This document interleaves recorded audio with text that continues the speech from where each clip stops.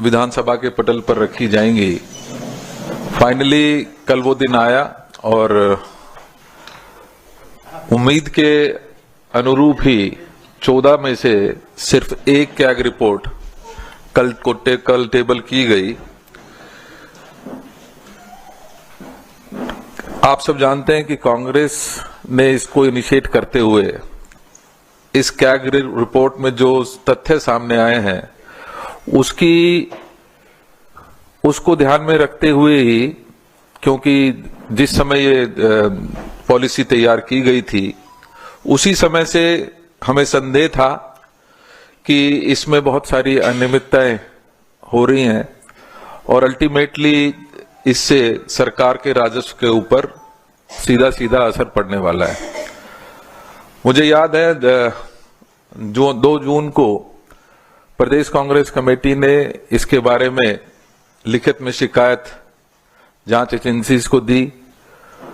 उसके बाद एक और शिकायत जिसमें भारतीय जनता पार्टी के संलिप्तता के भी कुछ जो सबूत थे उसको लेकर तत्कालीन प्रदेश के अध्यक्ष हमारे अनिल चौधरी जी उस समय पुलिस कमिश्नर से मिले और वो तथ्य उन्होंने उस समय सामने रखे कि किस तरीके से भारतीय जनता पार्टी भी इसमें संलिप्त है। जहां आज मैं स्वागत करता हूं कि कम से कम ये टेबल की गई, लेकिन इसके साथ साथ हमारे कुछ प्रश्न जो बचे थे कि क्यों नहीं 14 की 14 अभी तक टेबल की गई। हमें और आपको मालूम है 2017 के बाद लगातार जो हम अपने मंचों से, अपनी प्रेस ब्रीफिंग से लगातार जिस मुद्दे को उठाते रहे हैं कि दिल्ली की जनता की हार्ड एंड मनी का दुरुपयोग किया जा रहा है, उसकी लूट की जा रही है, उसको हम लगातार उठाते रहे और कहीं ना कहीं वही सारी चीजें आज कैग की रिपोर्ट में सच साबित होती नजर आ रही हैं। हम ये चाहेंगे कि ये सबसे पहले तो ये जो कैग की रिपोर्ट्स हैं इनको, क्योंकि पीएसी में डिस्कस होना बहुत जरूरी है, तो जल्दी से जल्दी एक समयबद्ध तरीके से ये पीएसी की फॉर्मेशन हो और उसमें इन रिपोर्ट्स को प्रॉपर तरीके से जांच की जा सके और आगे जिन लोगों ने इस लूट में संलिप्त थे उन लोगों को सजा मिल सके। हम ये चाहेंगे कि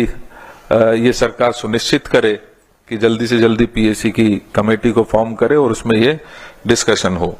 लेकिन इसके साथ साथ क्योंकि कई ऐसे पहलू हैं, हम और आप जानते हैं कि पीएसी की परंपरा ये रही है कि जो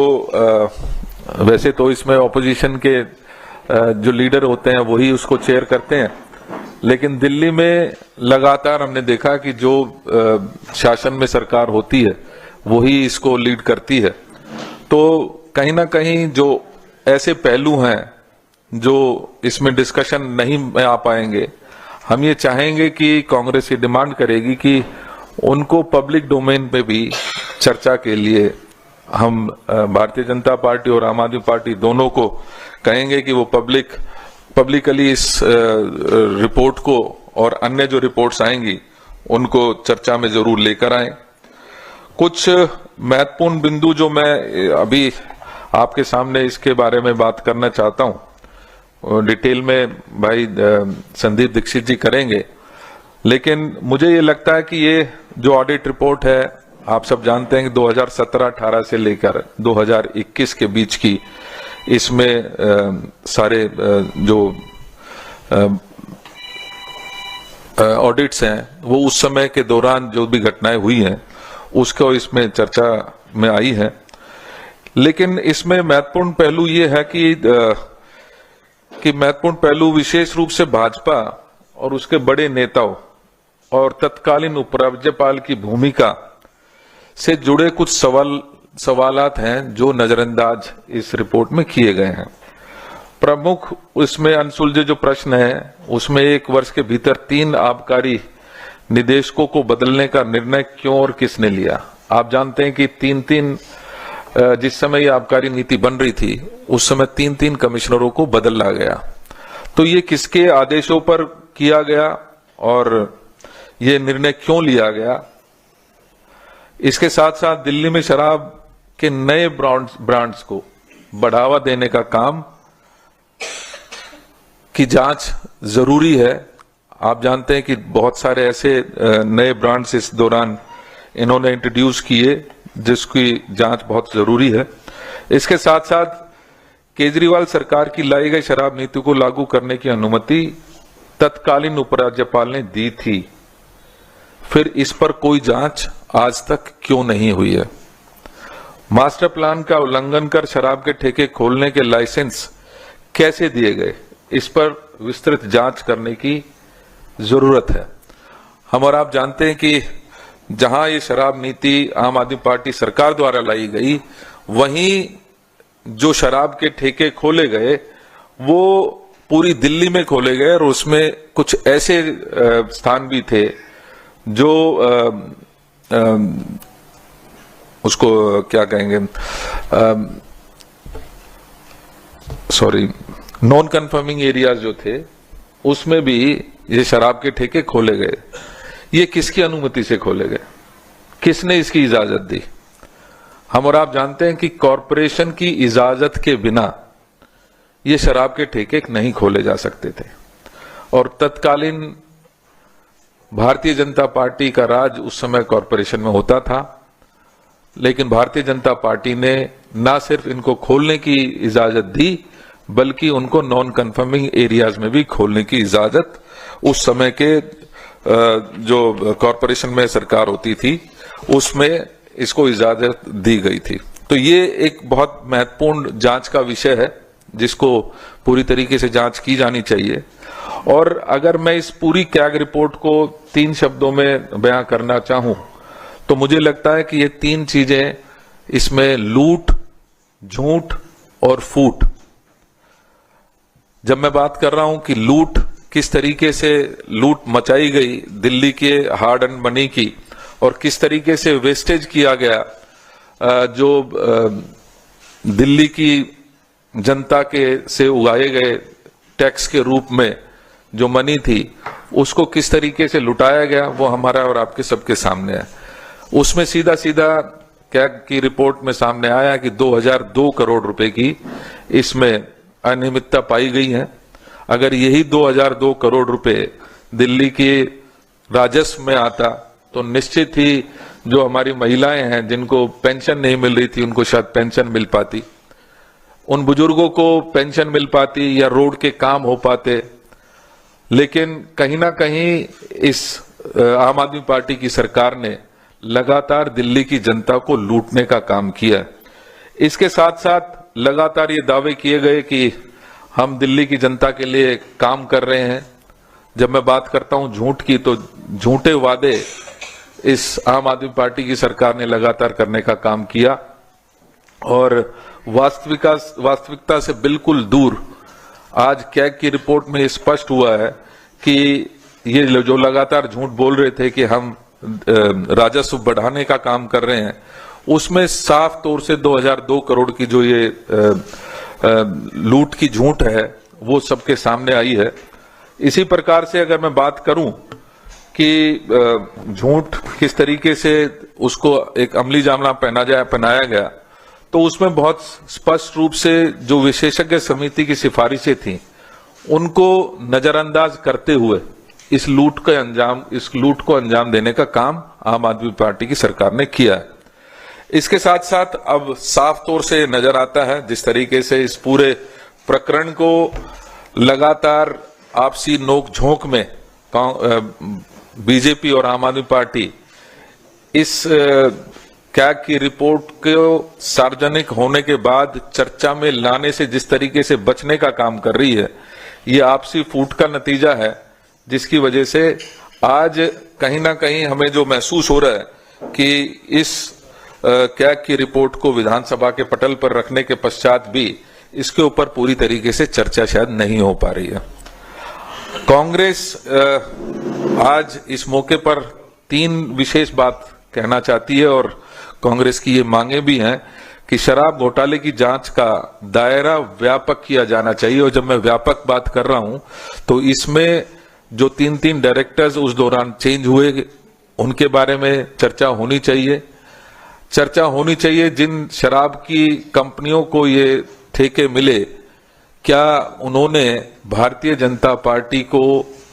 और आम आदमी पार्टी को जिस तरीके से इलेक्टोरल बॉन्ड्स में पैसे देने का काम किया है, उससे स्पष्ट ये झलकता है कि इनकी संलिप्तता पहले से बनी हुई थी। इसके साथ साथ भाजपा के खिलाफ कांग्रेस द्वारा दी गई लिखित शिकायत की भी जांच होनी चाहिए। मैं जैसे अभी आपको सामने रखा कि 5 सितंबर 2002 को तत्कालीन जो हमारे प्रदेश अध्यक्ष थे उनके नेतृत्व में जो हमारा डेलीगेशन कमिश्नर पुलिस से मिला था, उसमें हमने ये सबूत पेश किए थे कि किस तरीके से इलेक्टोरल बॉन्ड खरीद कर भारतीय जनता पार्टी और आम आदमी पार्टी को फायदा पहुंचाया जा रहा है। उसके ऊपर किसी भी प्रकार की कोई जांच आज तक आगे नहीं बढ़ पाई है। तो हम ये चाहेंगे कि वो जांच इस प्रकरण की जांच व्यापक रूप से हो, जिसमें किस तरीके से डायरेक्टर्स चेंज हुए, किन परिस्थितियों में चेंज हुए, किसने अलाउ किया नॉन कन्फर्मिंग एरियाज में ये ठेके खोलने का, वो सारी चीजें मुझे लगता है कि एक व्यापक जांच की जरूरत इस पूरे प्रकरण में बहुत जरूरी है। इसके साथ साथ शराब घोटाले पर बोले जा रहे झूठ को उजागर करने के लिए हम ये मांग करते हैं कि सार्वजनिक मंच पर, क्योंकि हमें ये महसूस होता है कि ये आपसी नूरा कुश्ती अभी भी लगातार जारी है। जिस तरीके से इस कैग की रिपोर्ट को टेबल करने के पश्चात भी उसको चर्चा में नहीं लाए जाने से बचते हुए, क्योंकि ये दोनों पार्टियां दिख रही हैं, लिहाजा हम ये चाहेंगे कि इसको सार्वजनिक मंच पर, खुले मंच पर इसकी चर्चा की जानी चाहिए, ताकि दिल्ली की जनता को उसको लूटने का जो पूरा प्रकरण ये है उसको उजागर किया जा सके और दिल्ली की जनता को सच्चाई, जो दूध है वो दूध और पानी का पानी उनके सामने होना चाहिए। तो ये 3 मांगों के साथ हम चाहेंगे कि इन सब पहलुओं को ध्यान में रखते हुए आगे की जांच हो और सार्वजनिक मंच पर इसकी चर्चा हो। आगे की डिटेलिंग, क्योंकि मैंने कहा था कि भाई संदीप दीक्षित जी अब आपके सामने और डिटेल्स के साथ रखेंगे। थैंक यू देवेंद्र भाई। पहले तो मैं देवेंद्र भाई की तरफ से, अपनी तरफ से सबको महाशिवरात्रि की बहुत बहुत शुभकामनाएं देता हूं। देवेंद्र भाई के बोलने के बाद इसमें बहुत कुछ नहीं बचा है कहने को, क्योंकि सारे डिटेल्स रिपोर्ट में भी आ गए हैं। 3-4 बातें हैं जो मैं जोड़ना चाहूंगा आपने जो बातें कही उस पे, और जो सवाल अभी नहीं उठ रहे हैं, जिस पर मैंने देखा है कई लोग इस बात पर ध्यान भी नहीं केंद्रित कर रहे हैं। बहुत साफ तौर से इस सीएजी रिपोर्ट ने इन बातों को कहा है कि जिन मंशा के साथ, जिस स्पिरिट के साथ ये नीति शुरू में बनाने की बात हुई, बार बार अलग अलग कदमों पे उसको बदला गया। ये था कि ज्यादा से ज्यादा लोग इसमें भागीदारी करें, वो सिमट कर जहां पहले 77 लोगों को इसमें भागीदार थे, होलसेल का काम करते थे, वो घट के 20-22 हो जाता है, बल्कि 14 हो जाता है। ये 14 ऐसी संस्थाएं हैं जो आपस में संबंध रखती हैं, कुछ देश के एक ऐसे हिस्से से आती हैं जहां संदेह की स्थिति बनती है कि वहां के राजनेता या उनके परिवार के लोग हमारी आपकी सरकार के साथ संबंध बनाकर चलते हैं। इन सब पर भी गहराई से बातचीत होनी चाहिए, क्योंकि जो बात हम लोगों ने कांग्रेस के मंचों से बार बार कही है कि शराब नीति के बनने के 8-9 महीने पहले से इसकी बारीकियां पब्लिक चर्चा में आ गई थी। ऐसा क्या है, ऐसी कौन सी कोई ऐसी आबकारी नीति नहीं है जिसकी बारीकियां उस नीति के बनने के पहले आम चर्चा में आ जाएं। और ये बहुत से लोग जो इस बात को जानते हैं, सरकारी अधिकारी इस बात को कह रहे थे कि आम चर्चा में इसलिए आ रहा था क्योंकि सरकार और शराब के ठेकेदारों के बीच में और उससे संबंधित लोगों के बीच में इस नीति का बार बार चर्चा हो रही थी, जो अपने में दिखाता है कि ये सरकार अपने विवेक से नहीं, बल्कि उनके और जो भी शराब के ठेकेदारों के बीच में संबंध बने थे उससे निकलते हुए जो इन दोनों के आत्महित थे, उसके ऊपर ये पूरी की पूरी नीति बनी है। और इस पर अलग से एक जांच होनी चाहिए। ये सिर्फ सीएजी रिपोर्ट, बार बार लोग कहते हैं, जैसे अभी कुछ लोगों ने कहा कि साहब सीएजी रिपोर्ट में सीधे सीधे भ्रष्टाचार का शब्द नहीं इस्तेमाल हुआ। सीएजी के रिपोर्ट में कभी भ्रष्टाचार का शब्द नहीं इस्तेमाल होता है। वो अनियमितताओं की तरफ दिखाती है, वो इस बात की तरफ संकेत करती है कि आपकी मंशा क्या थी और अंत में हुआ क्या, और उसके बीच में जो कहानी है वो सरकार और जांच एजेंसियों के ऊपर निर्भर पड़ता है कि उसके अंदर की सत्यता निकालें। मैं 3 चीजों के खास रेखांकित करना चाहूंगा जो बातें इन्वेस्टिगेट करनी चाहिए। सबसे पहले आम आदमी पार्टी की सरकार ये कहती है कि हम बोतल प्रति बोतल जो है अब हम एक्साइज नहीं लगाएंगे। उन्होंने ये कहा कि कुछ साल पहले से जिस तरीके से जिस स्तर पर एक्साइज कलेक्ट होता था हम उसी पर हर साल 5 या 10% बढ़ाकर एक मूल जो है हम लोगों से ले लेंगे। उसके बाद वो कितनी बोतलें बेचते हैं क्या नहीं बेचते हैं वो जाने, उनका काम जाने। पहली चीज तो जीएसटी के आने के बाद इस देश में इतनी टेक्नोलॉजी है कि जब एक एक लेस के चिप्स के ऊपर आप अलग से जीएसटी लगा सकते हैं, तो बोतलों के लिए आपने इस तरीके के अलग काम क्यों किया, यह संदेह की स्थिति बनती है। एक जमाना हो सकता था। दूसरा यह था, यही आम आदमी पार्टी बार बार कहती थी कि दिल्ली में 30 से 40% से ऊपर अवैध शराब बिकती है। यानी अगर हमारे यहां समझ लीजिए अगर 10,000 बोतलें बिकती थी तो ये माना जाता था कि 13 से 14,000 बोतलें बिक रही हैं, इसलिए 3 से 4,000 बोतलों का एक्साइज सरकार में नहीं आती है। तो फिर 10,000 बोतलों की सेल को क्यों हमने स्टैंडर्ड माना? इसका मतलब है इस सरकार ने 30 से 40% चोरी को एक लीगल सैंक्शन दे दिया कि अगर एक सिस्टम में 30 से 40% लीकेज है तो हम नई सिस्टम में 30-40% के लीकेज को भी लीगल मानेंगे। इसका मतलब है डेलिबरेटली इन्होंने अलाउ किया है होलसेलर्स को कि अपनी पहले की इलीगल एक्टिविटी को आज आप लीगैलिटी के नाम से आगे चलाएं। तो दिल्ली को 30 से 40% सीधे सीधे लॉस हो रहा है जो सीएजी रिपोर्ट में कवर नहीं हुआ है। फिर मैं एक और चीज जानना चाहता हूं कि अगर समझ लीजिए सामान्यतः आपकी इन्होंने एस्टिमेट किया है कि इतना परसेंटेज जो है हर साल एक्साइज बढ़ेगा,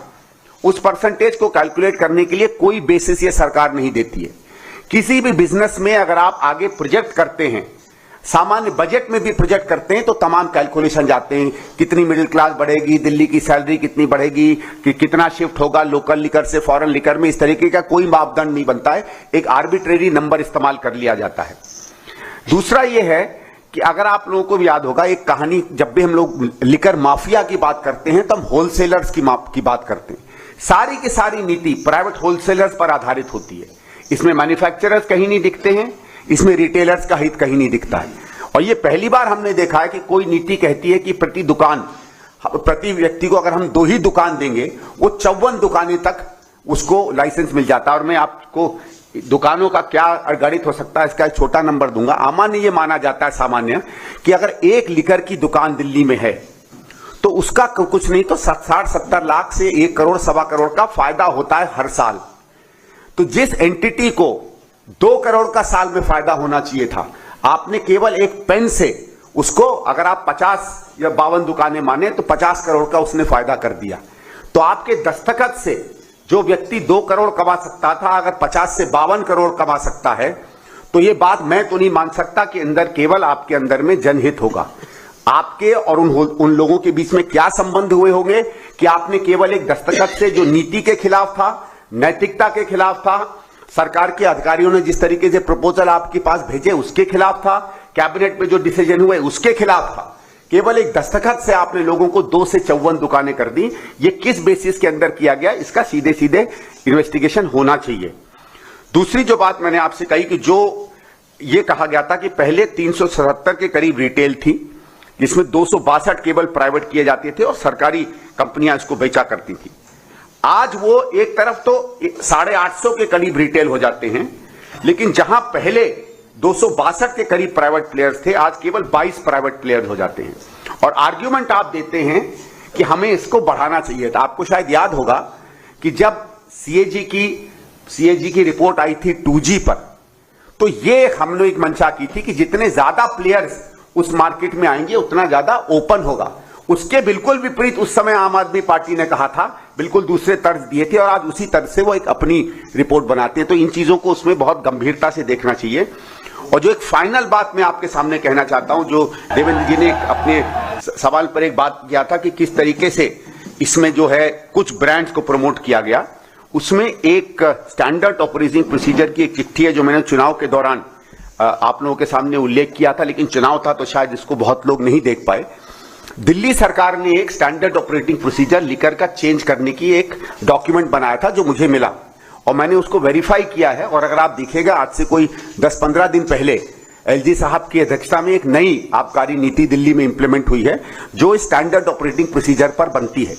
इसके कुछ मुख्य चीजें मैं आपके सामने रखना चाहूंगा। इस पे बात करते करते ये कहती है कि SOP for database transparent and online liquor ordering system that checks brand pushing, eliminates bias and reflects national, regional, local market shares। ये रिपोर्ट जो दिल्ली सरकार बनाती है, वो जब स्टडी करती है तो वो ये देखती है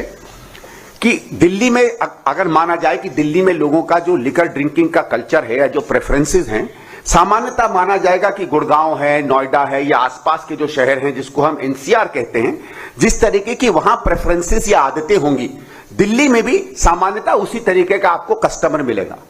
जब ये स्टडी करते हैं तो ये देखते हैं कि एनसीआर के इलाके में जिस तरह की ब्रांड्स लोग डिमांड कर रहे थे, उससे बिल्कुल विपरीत वो वाले ब्रांड दिल्ली में नहीं अलाउड होते हैं। इसकी तरफ देवेंद्र भाई ने अभी इशारा किया कि कुछ ऐसे ब्रांड दिल्ली में पुश किए जा रहे थे जो माना जाए अगर दिल्ली के कल्चर वाले लोग जो गुड़गांव में और जगहों पर रहते हैं वो उनको प्रेफर नहीं करते हैं। इस कारण से ये रिपोर्ट कहती है, however it seems that the reality is completely opposite with a plethora of complaints regarding brand pushing and brand suppression। मतलब दिल्ली की सरकार डेलिबरेटली कुछ ब्रांड्स को पुश कर रही थी और कुछ ब्रांड्स को दबा रही थी। उसके बाद वही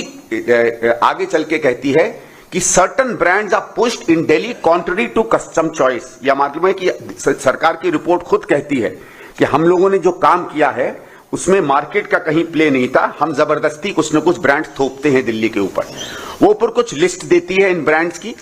और उसके बाद जो सबसे महत्वपूर्ण बात है उसमें आती है, ये मैं थोड़ा सा पैराग्राफ पढ़ना चाहूंगा। The menace of brand pushing not only डिसरिगार्ड्स actual consumer preference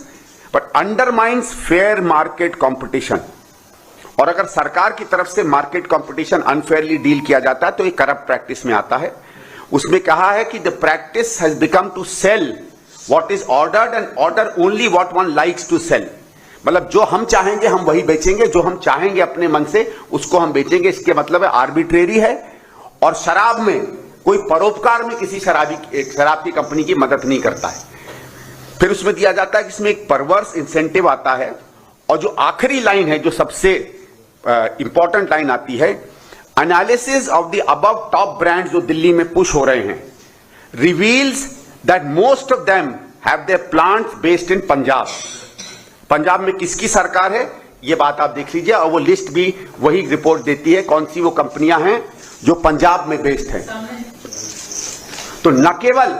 ये लोग पॉपुलर ब्रांड्स को पुश करते हैं, बल्कि उन ब्रांड्स को जबरदस्ती पुश करते हैं जो ब्रांड्स पंजाब में बेस्ड डिस्टिलरी कंपनीज बना रही हैं। 1916-17 से आम आदमी पार्टी एक बड़ी पार्टी है पंजाब में, वहां विपक्ष में बड़ी पार्टी रही है, उसके बाद सरकार रही है। इसके ऊपर भी क्रिमिनल इन्वेस्टिगेशन मेरे हिसाब से होनी चाहिए कि जब दिल्ली में उत्कृष्ट कस्टमर है, पैसे वाला कस्टमर है, दिल्ली का माना जाता है डिसर्निंग कस्टमर है, उसके ब्रांड्स नहीं दिए जाते हैं और जबरदस्ती उसको उस राज्य की कंपनियों की शराब पिलाई जाती है जहां आम आदमी पार्टी की अपनी सरकार है। Thank you. जो